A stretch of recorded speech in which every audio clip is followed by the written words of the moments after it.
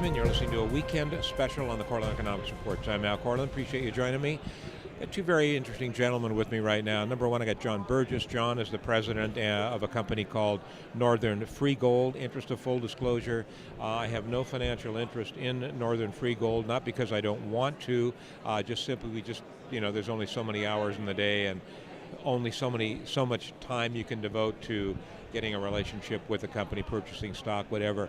Also have another gentleman with me who John suggested in terms of clarification we talk with. David Morrison is the CEO of Yukon Power.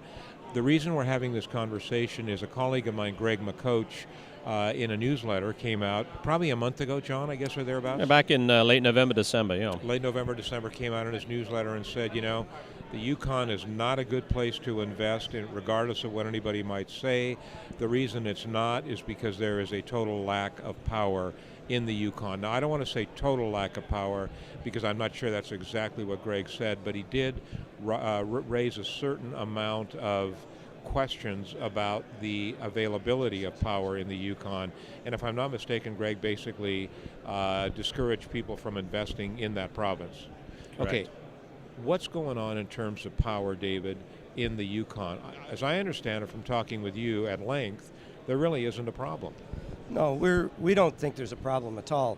What we do is work with mining companies over a long period of time to make sure that we've got what their requirements are built into our 20-year resource plan. So we actually sit down on a regular basis. We just updated it this past year. We look at what the loads are going forward and what options we have, what opportunities we have to add capacity to the grid to service both not just mining loads, which are coming into the territory, but also we've got a great deal of growth in our commercial and residential growth in the territory. So we're in a constant planning stream. We don't try to build out ahead of ourselves. We're a small utility with a small rate base, so we try to make sure that we right-size things. But we've worked with and are currently working with every mining company that looks to connect to the grid into the future, including Northern Free Gold. I mean, we're in the process of developing a letter of intent with Northern Free Gold and John. We have either memorandums of understanding or letters of intent with 3 current mines that we're looking at connecting to the grid. And it's what's the best option. Going forward, we've looked at wind and hydro options and geothermal and biomass. We think these days, from a mining perspective, it's probably an LNG-based gas generation solution. But we're working hand in hand, in parallel with any developing mine, to make sure that they've got the power they need, but at the same time we're not burdening existing ratepayers because we've got a future base out there, and we've got to look after them as well.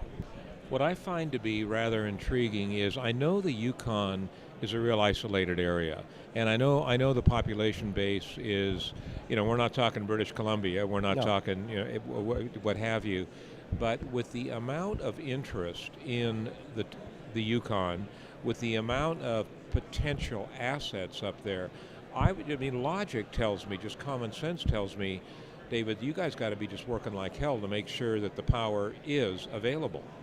Well, I was talking to somebody earlier. The demand scenario that I show, and I showed on a slide that I did a presentation earlier, is about a 50% growth in the next 3 years.